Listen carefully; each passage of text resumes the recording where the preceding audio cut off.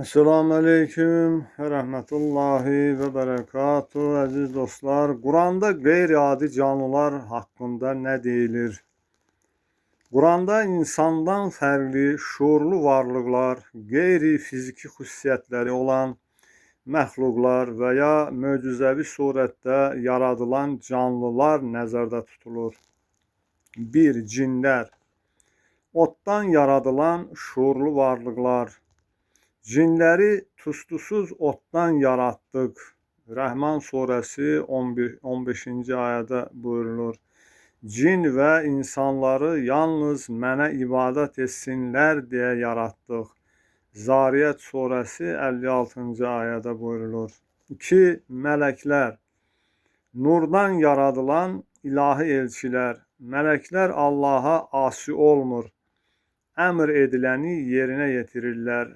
Təhrim surəsi 6-cı ayədə buyurulur. 3. İblis.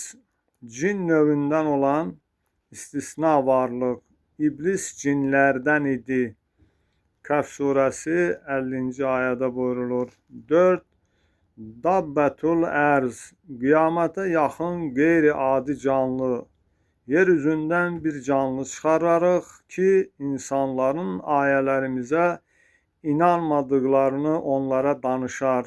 Nəml surəsi 82-ci ayədə buyurulur. 5. Yəcus və Məcus.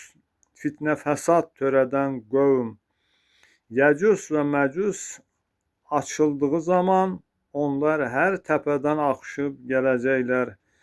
Ənbiya surəsi 96-cı ayədə bu haqda bildirilir.